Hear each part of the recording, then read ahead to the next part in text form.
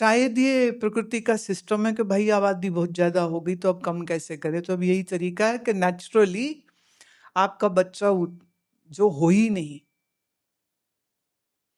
पर लोग कहते हैं हम साइंस से काम कराएंगे। हाँ, तो बहुत लोग आपके इस इनफर्टिलिटी से पैसे बनाने वाले हैं। ख्वाहिश है पूरी तो करेगा ना आदमी, कैसे करेगा? पर कभी सोचे कारण क्या है? कारण एक पेस्टिसाइड, कारण आपका गेहूं चावल चीनी पेस्टिसाइड वाला। हाँ,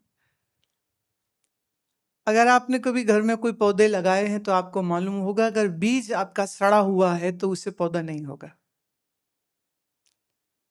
अगर आपका बीज खराब है तो आपकी सारी फसल खराब है।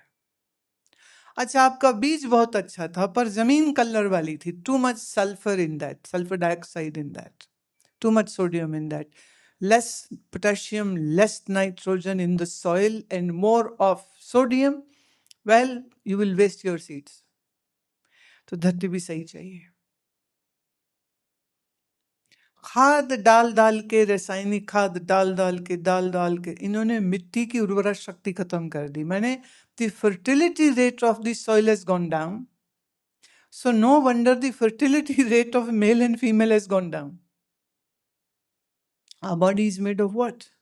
Fruit, vegetables, rice, wheat, what we are eating, all the dairy and everything. अब वो हर चीज में तो पेस्टिसाइड आ गया, तो आपका शरीर ठीक कैसे रह सकता है? Over consumption of sugar. आप ऐसे करिए, 50 साल पहले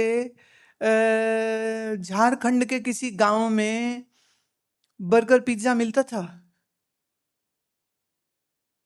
चीनी मिलती थी? चीनी भी नहीं मिलती थी। दूर गांव 40 साल पहले देहात में, पंजाब का हो, हरियाणा का हो, हिमाचल का हो, क्या वहां पर ये प्रोसेस्ड वाइट शुगर मिलता था? नहीं मिलता। अधिकतर लोग गुड़ खाते थे, शहद खाते थे, पहाड़ वाले शहद ज्यादा खाते थे। प्रोसेस्ड फूड कुछ था नहीं, पैक्ड फूड कुछ नहीं था। अभी तो तुम्हारी दालें पॉलिश होके आ रही हैं, पॉलिश दाल, ऊपर से तुम इसे कुकर में पकाते हो, सारे न्यूट्रिएंट्स मर जाते हैं उसमें। यहाँ आश्रम की किचन में दाल पतीले में पकती है, जब पतीले में धीरे धीरे आंच पे दाल पकती है, और यहाँ अनपॉलिश दाल स्पेशली ढूंढ के मंगाई जाती है। हमारा गेहूं मध्य प्रदेश और बुंदेलखंड के ग्रामीण जंगल के इलाके से काठियावाड़ी गेहूं हमने 2 साल हो गए वहीं से उगा के वहां यहाँ लाते हैं, क्योंकि उसको ज्यादा बारिश, मतलब जहाँ ज्यादा बारिश हो, जहाँ पानी की जरूरत है नहीं है और कोई रसायन की जरूरत है नहीं है। अभी हमने यहाँ हमने आश्रम में कुछ एकड़ में बार्नयार्ड लगाया है, अब लगाओ और भूल जाओ। जी, बारिश आ रही है बस वही बहुत है, बारिश नहीं आएगी तो ओस के बूंदों से ये फसल चल जाती। खासकर काठियावाड़ी गेहूं, उसको पानी की जरूरत मतलब मे बी 1/4, कोई खाद वाद नहीं चाहिए। मिट्टी जितनी सख्त होगी मिलेट उतना अच्छा, ये श्रीधान्य उतना अच्छा उगता है। पर आप श्रीधान्य नहीं खाते हैं, आप मिलेट नहीं खाते हैं, आप प्रोसेस्ड खाते हैं। आपका चावल प्रोसेस्ड है, प्रोसेस्ड है चावल, उसका ऊपरी हस्क उतार के उसको पॉलिश किया जाता है। आपकी चीनी प्रोसेस्ड है, जिसमें ओमेगा 3 अधिक है, और टमाक्सिफिन जैसा केमिकल डाल के तो तुम ये लकड़ी के मेज से भी तेल निकाल लोगे। तो देखो, तो अभी आजकल rice husk oil, rice bran, माने चावल की भूसी में केमिकल डाल के उसे तेल निकाल रहे, और कंपनी कह रही खाओ, सेहत के लिए बहुत अच्छा है। हम अपने दिल का ख्याल करते हैं, इसलिए हम राइस ब्रेन ऑयल खाते हैं। थोड़ा बुद्धि का इलाज कराओ। चूंकि खाना पीना गलत हो गया, प्रोसेस ज्यादा हो गया, रिफाइंड ज्यादा हो गया है, इसलिए शरीरों में इन्फ्लेमेशन ज्यादा हो गई है, हार्मोनल साइकिल्स और स्त्रियों में खराब हो गए, ओवरीज में मल्टीपल सिस्ट हो रखे हैं, फाइब्रॉइड्स हो रखे हैं। ये क्यों हो रहा है सब कुछ? क्योंकि खाना गलत हो गया। तो हमारा शरीर अन्नमयी कोश है, अन्न से बना है। अगर अन्न गड़बड़ होगा तो शरीर स्वस्थ कैसे हो सकता है? तो मतलब इसको कहते हैं केले के पात में पात। सो ये बात में बात थी। सो अगर किसी के शरीर में कुछ समस्या है तो वो पति पत्नी कम से कम 3 साल खाना ठीक करें, आसन बढ़ाएं, प्राणायाम बढ़ाएं और स्ट्रेस फैक्टर थोड़ा कम करें। तो मैंने ध्यान साधना, योग साधना, प्राणायाम, खाना अच्छा, देसी घी का खाना, उड़द की दाल, हाँ, नट्स, बादाम, महंगी चीज नहीं खा सकते तो मूंगफली से बढ़िया कोई चीज नहीं है। मूंगफली ही खा लीजिए, मूंगफली तो गरीब आदमी भी खा सकता है। और मूंगफली की खेती तो तुम गमले में भी कर सकते हो, खुद घर में उगा लो मूंगफली, कौन सी बड़ी बात है। हिंग लगे ना फिटकरी। So what I foresee is that if you wish to be healthy, then you have to learn to grow your own vegetables. If you don't know how to grow your vegetables and you are dependent on others to grow food for you, well, now you have given them a free run to grow whatever kind of poisonous food, and you will be just eating up because it's tasty. बात से बात चली। बच्चों को noodles बहुत पसंद है, बड़ों को भी बहुत पसंद है, चाउमीन बहुत पसंद है। आपको क्या मालूम है? एक तो ये मैदा है, दूसरा ये किसी रिफाइंड ऑयल में पहले से तला हुआ है, इसीलिए 2 मिनट में गर्म पानी डालते ही पक जाता। आपने अपने शरीर में क्या डाला? मैदा और रिफाइंड ऑयल, जो आपके शरीर में क्या बढ़ाएगा? इन्फ्लेमेशन। तो आपका इंसुलिन रेजिस्टेंस जो है वो भी बढ़ जाएगा, आपका सीआरपी लेवल शरीर का बढ़ जाएगा, आपका हार्ट इन्फ्लेम, आपका लीवर फैटी हो जाएगा। तो कहते हैं I love fast food. Well, fast food is to die fast. If you want to die fast then eat fast food. अब ऐसे फास्ट फूड खाना ही हो तो उसके ऑप्शन है भैया, हमारा बंगाल, बिहार, महाराष्ट्र सब खाता है वो झालमुड़ी, पफ्ड राइस और चना, और डालो इसमें खीरा, टमाटर, इमली का चटनी और सेव डालो। वो घर में बनाओ सेव, बाजार वाला नहीं, घर में बनाओ सेव, खा लीजिए, कौन मना करता? इससे ज्यादा फास्ट और क्या हो सकता है, और न्यूट्रिशियस भी है। प्रॉब्लम यह है स्कूल कॉलेज में न्यूट्रिशन और फूड के ऊपर कोई बात नहीं है, और हद तो यह है कि स्कूल कॉलेज में कार्बोनेटेड ड्रिंक्स बिकते हैं, और जो भी सामान, वो बर्गर, कुलचा, पिज्जा जो भी है वो सब मैदे का है, और मैदा क्या है? रिफाइंड फ्लावर, जो आंतों में जाके फंसेगा।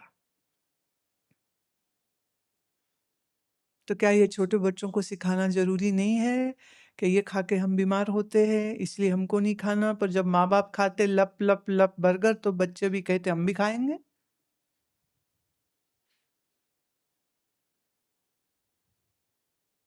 तो भोजन के विज्ञान के ऊपर एक लंबी चर्चा जो है वो अष्टांग हृदयम आयुर्वेद का ग्रंथ है।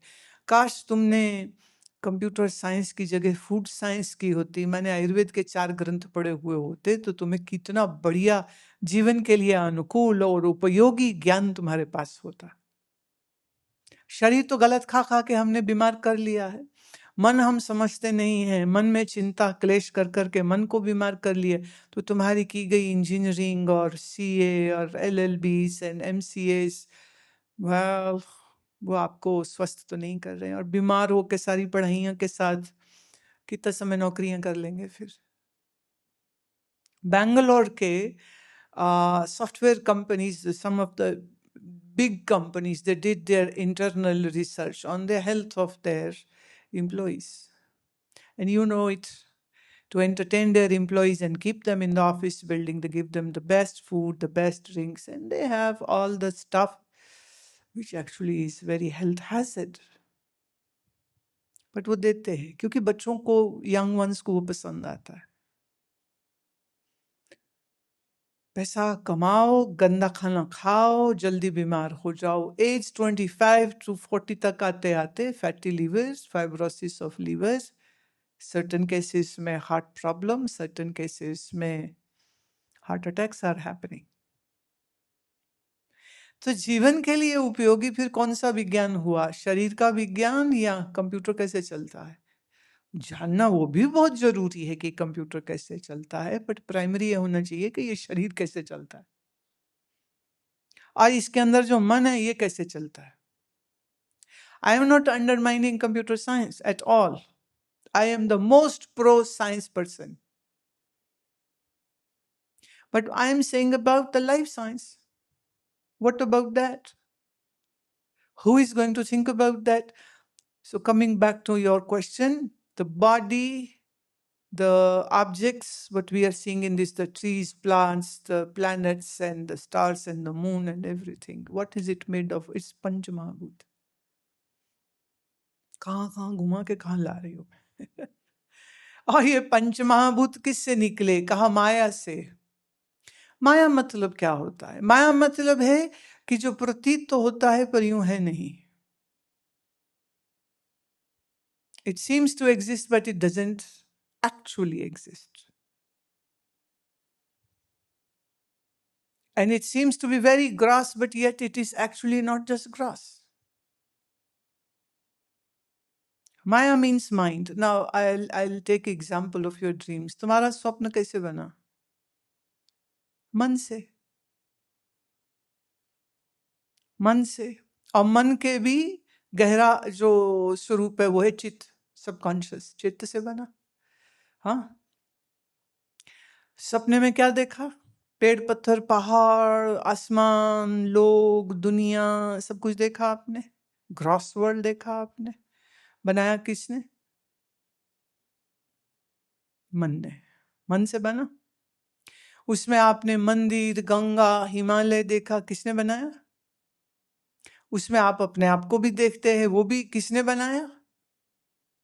पर वो सारी सृष्टि जो स्वप्न में देखी उसमें आपने किसी एक शरीर को कह दिया मैं, ये मैं हूं। और कभी कभी मैं को आप उस शरीर में भी नहीं देखते, बस आप स्वप्न देख रहे हैं। जैसे आप फिल्म देखते हैं तो आपकी आंखों के सामने ये हुआ, फिर आप कहते मैंने फिर ये देखा। तुम देख रहे थे, तुम उस सपने का हिस्सा नहीं थे, और कई बार उस सपने का हिस्सा भी होते हो। और सारी सृष्टि यद्यपि तुम्हारे ही मन ने बनाई है, पर वहां अपने जैसे उस शरीर को आपने मैं मान लिया, ये मैं हूं। और मैं शिप पे गया, मैं जंगल में गया, मैं घोड़े में गया, मैं कार में गया, मैं इसको मिला, मैं उसको मिला। अब मन ने सारी रचना बनाई, मन ने ही सब शरीर, पेड़, पत्थर, पहाड़, आसमान बनाए, और मन ने उसमें भी किसी एक शरीर को कहा ये मैं हूं, और बाकी सब मैं नहीं हूं। अब इसी एग्जाम्पल को आप मैक्रो में ले जाइए। मन हो गया माया, और जो सपने की तुम्हारी सृष्टि है वो है आपकी जागृत सृष्टि सारी हो गई। जैसे सपने की सारी दुनिया कहाँ से निकली है? मन से। जैसे ये सारी सृष्टि जो तुम देख रहे हो ये माया से है। अब मन अपने आप में कुछ सोच नहीं सकता है। मन के पीछे, मन का आधार जो है वो है सच्चिदानंद। मुझ सच्चिदानंद की चेतना से ही मन चलता है। जैसे बिजली की ताकत मिलती है तो पंखा चलता है, बिजली की ताकत मिलती है तो बल्ब रोशनी देता है। ऐसे ही सच्चिदानंद की सत्ता मिलने से मन सोचता है, विचारता है। अब फिर से इस माइक्रो को फिर मैक्रो में ले जाओ। मैं छोड़िए, व्यापक सत्ता कौन? उसी को हमने कहा ब्रह्म, सच्चिदानंद ब्रह्म।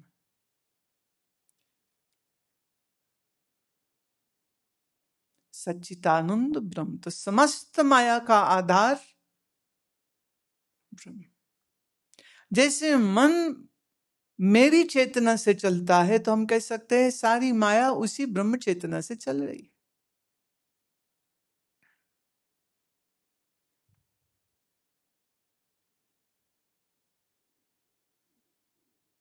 स्थूल सूक्ष्म जो कुछ स्वप्न में देखा वो सब तुम्हारे मन से हुआ था। ऐसे ही यहाँ जो कुछ स्थूल सूक्ष्म तुम देख रहे हो वो सब कुछ माया से है। और मन और माया में दीवार कहाँ है वैसे? बाहर की हवा और अंदर की हवा में फर्क कहाँ है? तुम कहोगे तुम्हारे लंग्स, तुम्हारे फेफड़े, जो अंदर है हवा इन फेफड़ों के, उसको तुम मैं कहते हो, और जो हवा इस फेफड़े से बाहर है उसको तुम सिर्फ हवा कहते हो। पर यही हवा इधर आई तो उसको आप मैं कहते हो, ये मैं हूं। तो ये जो सीमा रेखा है ये आपकी बनाई हुई है कि सच में है? तुम कहो हम ना बाहर की हवा बाहर रखेंगे, अंदर की हवा अंदर रखेंगे, कट। शरीर जिएगा क्या? तो एक्चुअली बाहर और फेफड़े की हवा दो कहाँ हुई, है तो एक ही ना। ऐसे ही मन और माया दो कहाँ है, तो एक ही।